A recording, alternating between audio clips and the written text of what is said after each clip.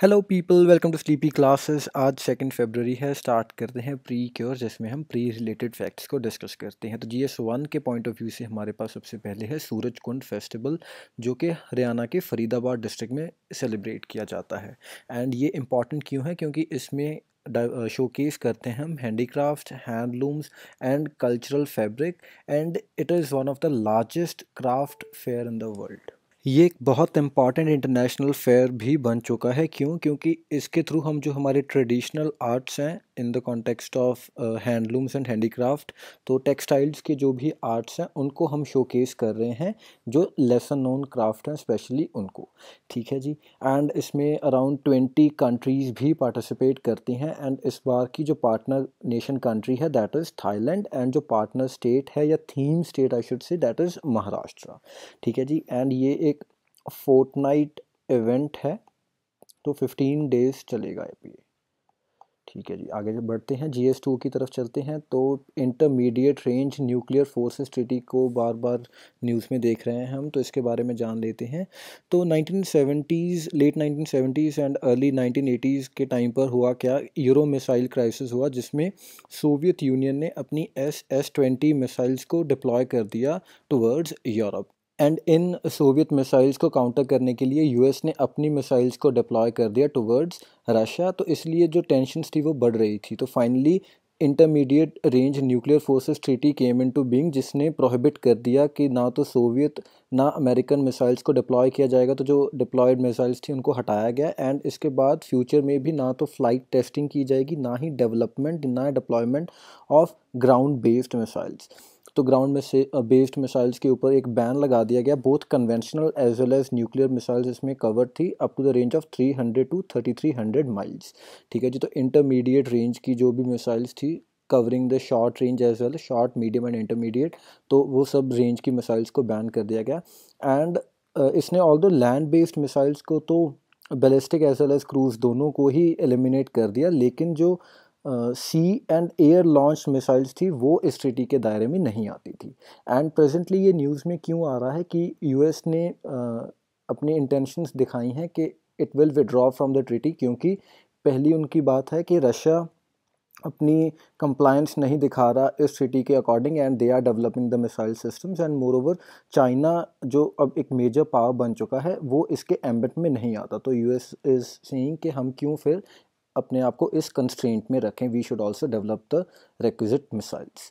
तो ये present crisis है। इसके बाद देखते हैं कुछ डेवलपमेंट होगी तो आगे बढ़ते हैं। Dams in Jammu and Kashmir की बात करते हैं। तो कुछ इंपॉर्टेंट डैम्स हैं जिनके ऊपर जो पाकिस्तान है उन्होंने बार बार ऑब्जेक्शंस जताए हैं अपने under the Indus water treaty. तो सबसे पहले हमारे पास पकलदुल डैम है, जो लोकेटेड है in Jammu and Kashmir only. And ये एक अभी प्रपोज्ड सिचुएशन में है इसके ऊपर भी, लेकिन पाकिस्तान ऑब्जेक्शंस दिखा रहा है। तो जो प्रपोज्ड है वो कंक्रीट फेस रॉकफिल डैम है, जो मारूसादार रिवर के ऊपर बनाया जाएगा, which is a tributary of Chenab river in Jammu and Kashmir. Next हमारे पास है रैटले हाइड्रो इलेक्ट्रिक प्लांट, जो एक run of the river hydro electric power plant बनाया जाएगा on Chenab river as well in Jammu and Kashmir only. Run of the river का मतलब है कि इसके ऊपर कोई डैम नहीं बनाया जाएगा, बट जो फ्लो ऑफ द रिवर है उसी को यूज़ करके इलेक्ट्रिसिटी प्रोड्यूस की जाएगी। Next news is lower Kalnai hydro power project. तो ये भी चनाब रिवर के ऊपर ही सिचुएटेड है। इनफैक्ट उसकी ट्रिब्यूटरी जो कि चंद्रभागा रिवर है उसके ऊपर बनाया जाना है। तो ये दोनों डैम्स प्रेजेंटली इन न्यूज़ थी।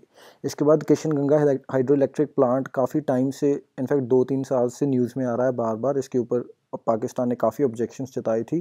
तो ये भी एक run of the river hydro electric project था, जो कि किशन गंगा रिवर, जिसको कि नीलम रिवर बोला जाता है पाकिस्तान में, उसके ऊपर बनाया जाना था। एंड ये ट्रिब्यूटरी है झेलम रिवर की। ठीक है जी। तो बाकी सारे चनाब रिवर के ऊपर थे या फिर उनकी ट्रिब्यूटरीज पर बनाए जाने थे। जो किशन गंगा है ये झेलम रिवर के ऊपर है। तो इतनी बेसिक अंडरस्टैंडिंग हमें होनी चाहिए डैम्स के बारे में। मोर ओवर अगर कोई और ऐसे इंपॉर्टेंट डैम्स आए न्यूज़ में तो do keep a tap on them. इसके बाद GS3 की तरफ चलते हैं। हमारे पास है फेम इंडिया स्कीम। तो फेम का मतलब है faster adaptation and manufacturing of hybrid and electric vehicles in India. तो आई होप आपको हाइब्रिड व्हीकल्स के बारे में पता होगा, जिसमें हम दोनों conventional as well as electricity को एज अ फ्यूल यूज़ कर सकते हैं। तो इस स्कीम के 4 फोकस एरियाज़ हैं। पहला तो टेक्नोलॉजी डेवलपमेंट करनी है, उसके बाद डिमांड भी क्रिएट होनी चाहिए, तभी चीज़ें बिकेंगी, तभी हम मूव कर पाएंगे जो कन्वेंशनल फ्यूल्ड व्हीकल्स हैं उनसे इलेक्ट्रिक व्हीकल्स की तरफ। तो डिमांड क्रिएशन करनी है, पायलट प्रोजेक्ट्स चलाने हैं एंड चार्जिंग इंफ्रास्ट्रक्चर, क्योंकि इसके लिए बहुत असेंशियल है, तभी हमारे electric vehicles would become a success. तो चार्जिंग इंफ्रास्ट्रक्चर भी इसमें इन्वॉल्व है इसकी फोकस एरियाज़ में। एंड इसमें एम क्या है कि जो भी सभी व्हीकल सेगमेंट्स हैं, चाहे वो 2 व्हीलर हो, 3 व्हीलर ऑटो हो, पैसेंजर 4 व्हीलर्स हो या light commercial vehicles and even buses, तो all these vehicles are covered under the scheme. And जो टेक्नोलॉजीज़ हैं वो भी सभी तरह की, चाहे वो mild hybrid, strong hybrid, plug in hybrid या फिर बैटरी इलेक्ट्रिक व्हीकल्स, तो सभी तरह के जो टेक्नोलॉजीज़ अवेलेबल हैं हाइब्रिड एंड इलेक्ट्रिक व्हीकल्स के लिए, वो सारी हम कवर कर रहे हैं इसमें। एंड ये प्रोजेक्ट चल रहा है ministry of heavy industries and public enterprises के अंडर। तो ये कंफ्यूजिंग है मिनिस्ट्री थोड़ी इसकी, तो इसलिए इसके ऊपर थोड़ा ध्यान दीजिएगा। एंड कुछ ऐसे कैटेगरी ऑफ व्हीकल्स हैं जो इसमें नहीं कवर होते। तो सबसे पहले तो ई रिक्शा है, तो e rickshaw fame India scheme के अंडर नहीं आता, ना ही इलेक्ट्रिक बाइसिकल्स आते हैं। एंड जो vehicles which are use for carrying persons goods which used with in closed premises, जैसे फैक्ट्री, एयरपोर्ट, तो जो भी इंडोर आई शुड से एक इंस्टीट्यूशन के इंट्रा इंस्टीट्यूशन ट्रांसपोर्ट के लिए जो भी व्हीकल्स यूज़ हो रहे हैं वो भी नहीं इसमें कवर होते। एंड ना ही इलेक्ट्रिक चेयर कार्स। तो all those vehicles which are not directly reducing fossil fuel are not cover under FAME scheme. ठीक है जी, क्योंकि ई रिक्शा अगेन पहले से ही जो ई रिक्शा है, या आई शुड से जो रिक्शा है वो भी जो ह्यूमन ड्रॉन रिक्शा था वो भी कोई पोल्यूशन नहीं कॉज कर रहा था। तो उसका अगर अगला वेरिएंट ई रिक्शा है which again is not causing pollution, तो ये फॉसिल फ्यूल किसी भी तरीके से ये जो कैटेगरी के व्हीकल्स हैं ये रिड्यूस नहीं कर रहे, ना ही इलेक्ट्रिक बाइसिकल्स कर रहे हैं। तो इसलिए ये सब चीज़ें नहीं कवर होते फेम इंडिया स्कीम में। अदरवाइज़ जो पहले फॉसिल फ्यूल पर रन कर रहे थे एंड अब हमने उनको कन्वर्ट किया है इलेक्ट्रिसिटी में, तो all those are covered under the FAME India scheme. ठीक है जी, इसके बाद हम चलते हैं इंडस रिवर डॉल्फिन के ऊपर कुछ डेवलपमेंट्स हुई हैं रिसेंटली, तो इसके बारे में जान लेते हैं। सबसे पहले ये एक एंडेंजर्ड स्पीशीज़ हैं।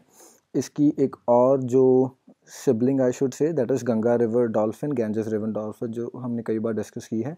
तो उसका IUCN स्टेटस आप मुझे प्लीज़ बता दीजिए कमेंट सेक्शन में। ओके, कमिंग बैक, तो जो इंडस रिवर डॉल्फिन है ये सिर्फ ब्यास रिवर में ही मिलती है इन इंडिया। एंड रिसेंटली ही पंजाब के CM ने इंडस रिवर डॉल्फिन को डिक्लेयर कर दिया है state aquatic animal of Punjab. ठीक है जी, एंड ये वर्ल्ड्स रेयरेस्ट मैमल है that is declared as a flagship species for conservation of Beas river ecosystem. तो वर्ल्ड्स रेयरेस्ट मैमल है एंड अब ये फ्लैगशिप स्पीशीज भी है for the conservation project of Beas river ecosystem. ठीक है जी, इसके बाद ये second most endangered fresh water river dolphin है। पहली कौन सी है वो आपने मुझे कमेंट्स में बताना है। ठीक है जी, इसके बाद जो चीफ मिनिस्टर ऑफ पंजाब है उन्होंने कुछ और इम्पॉर्टेंट अनाउंसमेंट की थी। एक तो जो हरीके वेटलैंड है उसको चूज़ किया है for turtle hatcheries. And moreover उन्होंने बैन किया है non steroidal and anti inflammatory drug aceclofenac, जो कि वेटनरी केसेस में यूज़ किया जाता था। तो लेकिन it was dangerous for the vultures, तो वल्चर कंजर्वेशन के कॉन्टेक्स्ट में इस ड्रग को बैन किया गया है। तो इस ड्रग के बारे में भी थोड़ा जान लीजिएगा। तो डिक्लोफेनैक एंड ये दोनों एक्लोफेनैक दोनों के बारे में आपको जानना है।